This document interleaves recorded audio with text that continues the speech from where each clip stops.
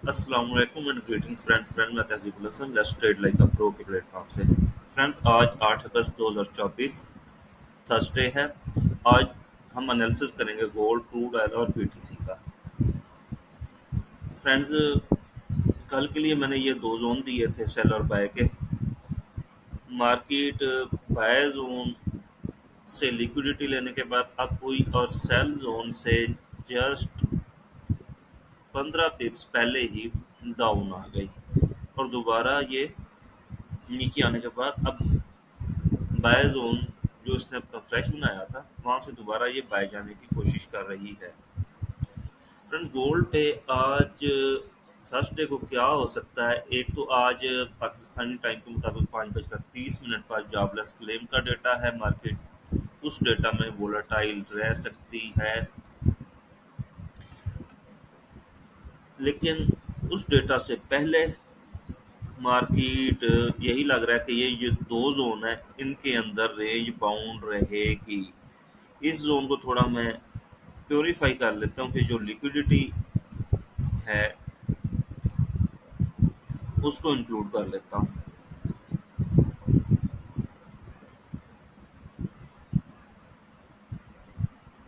मतलब 2390 और 2379। इसको मजीद थोड़ा सा 2388 से लेकर 2379 ये बाय का जोन रहा। मार्केट अगर दोबारा इस जोन में आती तो यहाँ से बाय करें, और अगर इस जोन में आती, ये जोन अभी तक टेस्टेड नहीं है, सेल जोन है, तो यहाँ से आप सेल करेंगे और टारगेट दोबारा आपने इस जोन के 2390 और 2380, 2370 और 2365 ये टारगेट लेके रखने हैं। फ्रेंड्स मार्केट के लिए जो स्ट्रांग सपोर्ट है वो 2380 है और 2370 और 2350। इन स्ट्रांग सपोर्ट पे जब मार्केट आएगी तो आपने यहाँ से बाय की रीजन फाइंड करके बाय करनी है। और रेजिस्टेंस इसकी फिलहाल 2408 और 2416 ये दो रेजिस्टेंस पॉइंट हैं इसके। मार्केट यहाँ से सेल आएगी, आना चाहिए। अगर इसको ब्रेक करके 2324-25 पे चली जाती है मार्केट तो फिर मार्केट रेंज अपनी ब्रेक करके बुलिश स्ट्रक्चर में कन्वर्ट हो जाएगी। तब हम इसकी सेल फाइंड करेंगे 2456 से 2472 के एरिया से। इस एरिया से फिर इसको हम सेल फाइंड करेंगे।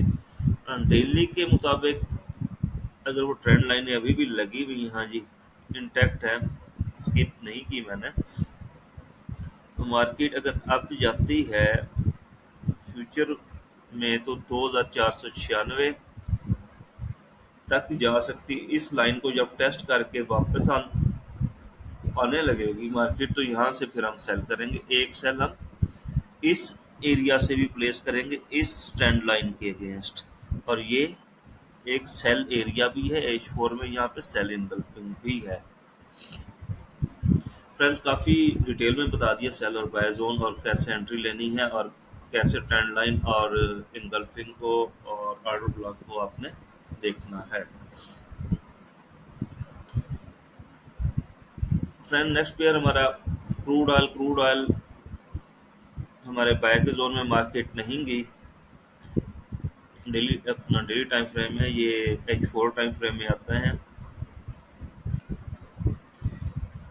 सेल जोन ऊपर दिया था, सेल जोन को टकरा के मार्केट एक दफ़ा नीचे आई थी, लेकिन उसके बाद क्रूड ऑयल इन्वेंट्रीज का डेटा आया जो कि क्रूड ऑयल बाय के हक में आया, इन्वेंट्रीज कम आई, जिसकी वजह से क्रूड ऑयल की प्राइस फिर अप हुई और तकरीबन इसने 75 लगाया। 75 का फिगर लगाने के बाद ये थोड़ा सा डाउन आया और अभी ये रेंज में चला गया हुआ है। अगर ये देखें, ये सेल जोन बेसिकली, एक तो ये सेल की एफवीजी पे था, दूसरा ये सेल जोन था कि यहाँ पे इसके जो सेल स्ट्रक्चर का पुल बैक है वो कंप्लीट हो रहा है। अदरवाइज ये मैंने पहले भी प्रीवियस वीडियो में बोल चुका हूँ कि बेसिकली सेल जोन ये बन रहा है इस एरिया से।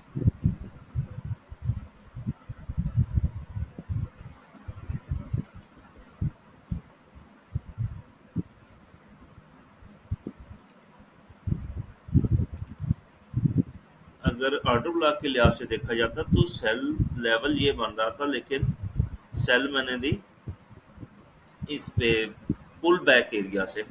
पुल बैक एरिया से सेल किसी हद तक सेल आई और अभी तक इस सेल जोन को उसने ब्रेक नहीं किया। मार्केट जब ऊपर कोई विक वगैरह लगा के नीचे आती है तो इस एरिया से भी सेल करेंगे, और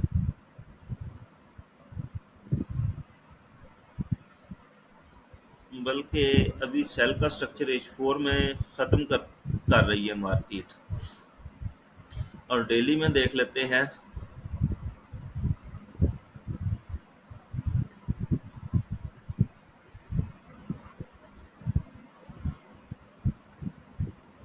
दिल्ली में अभी स्ट्रक्चर ब्रेक नहीं हुआ।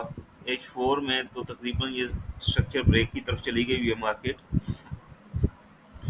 तो इस लिहाज से इसको अगर दोबारा नीचे आती है मार्केट तो इसका बाय का जो जोन बन रहा है,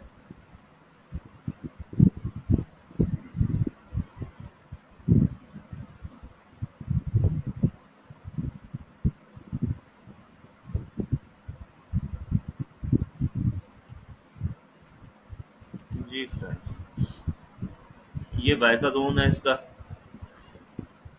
यहाँ से इसको बाय करेंगे और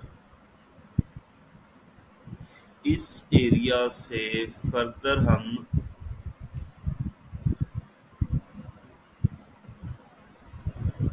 सेल नहीं करेंगे और सेल ऊपर वाले एरिया से ऑर्डर ब्लॉक से करेंगे।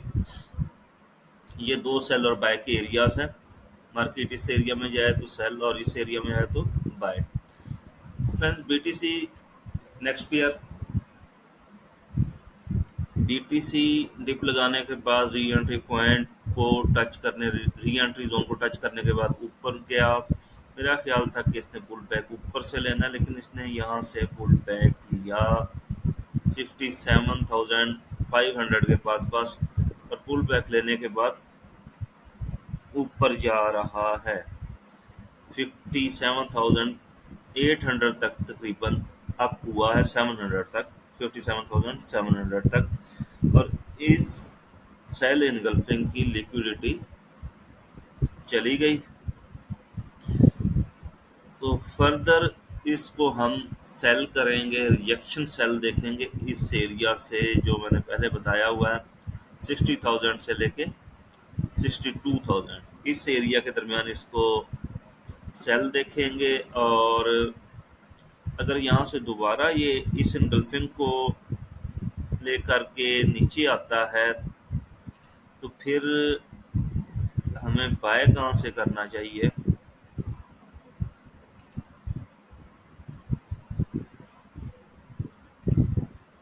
जी, इस एरिया से फिर हमें बाय करना चाहिए, मतलब 55,500 और 54,500, इस एरिया से दोबारा री एंट्री के लिए तैयार रहना चाहिए।